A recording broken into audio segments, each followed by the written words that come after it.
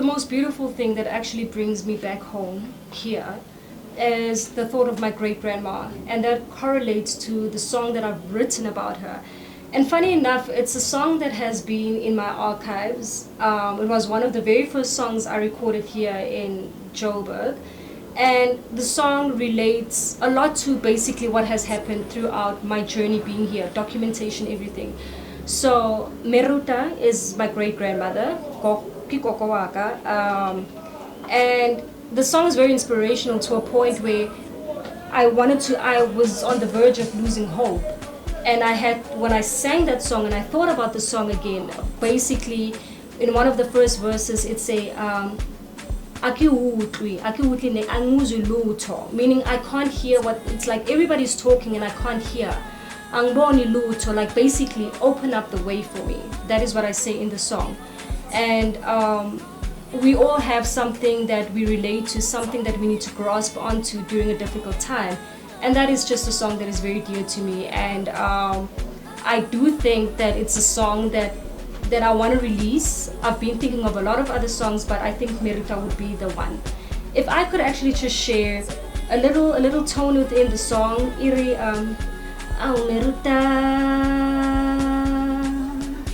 Au Meruta, Ngoba manje angiboni lutho, Au manje anguzwi lutho, Ngibonzathila. Basically show me the way. And I know you guys are gonna love it. It's like a hip soul piano vibe in it, and I don't think anybody else has done it. So basically my journey coming back home being South Africa being Johannesburg, Soweto, now we're diving in deep, White City, Jabavu. This is basically where I grew up, with my dad and my great grandmother. And for me, a lot of things have started here. I think it has made me the person that I am today. Diving back into the struggles of me getting all my documentation. My dad is South African, my mom is Namibian. My mom later, my mother and funny enough, I couldn't even speak Afrikaans until I had to go back home. And it was so too fast. And English, and they could not understand the word that I was saying. So I had to learn Afrikaans. I was put in a German school, I learned German, and that's why I'm bilingual. Coming back to my story. So I've been on the journey trying to get my documentation as I have decided to go full swing on into the entertainment industry. And it's very important for me to have the right documents because I mean, you know the process. I mean, we've had situations with our Miss SA, and I just didn't want to be another step. So obviously I had to do it the right way. And it's actually sad to think and you trust people so much that you take their word for it, right? And so a particular person helped me through the process. And just to come find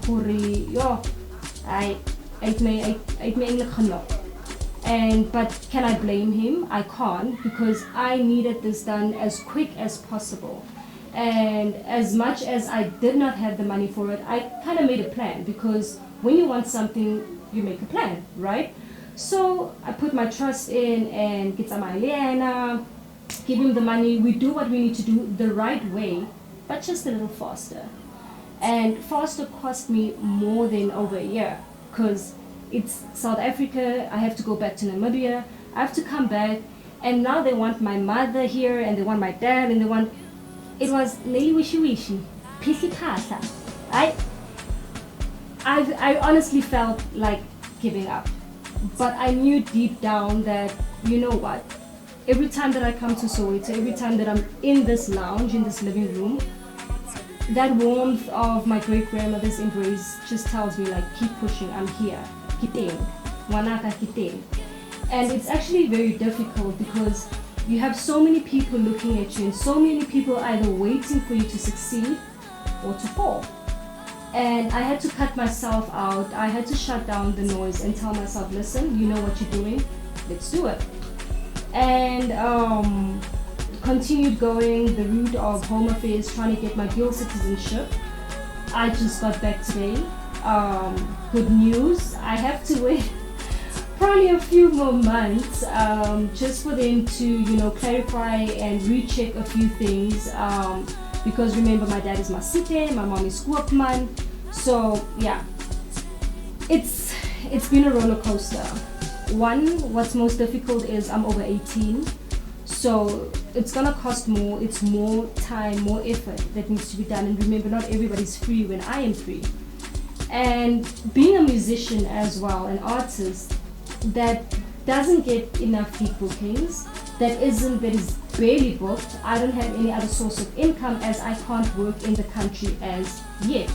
So that kind of makes it very, very difficult for me to get money. So you could be asking, Zan, waar kry jy die geld? Well, I guess I'm just blessed. I guess I'm lucky. I sell scrap. What else do I do? I've got faithful Samaritans that believe in me, people that I think would love to invest into my talent, but they can only do as much because I am a commodity. For those who do not know, I am a commodity. And if you do not invest now, I'll be leaping in and out of my stories. I'll be swaying to the left and to the right. But the main story right here is basically my journey. My journey as a citizen, my journey as an artist, my journey as a child that comes from two different homes, one being Namibia and one being South Africa. And I truly believe deep down within my soul, I want to be a citizen of Africa because I am African. Why can't I have a whole, you know, be a citizen of the world? But that's a debate on its own. So basically this uncle helped me through the process, just to come find that, you know, disappeared with some of the money.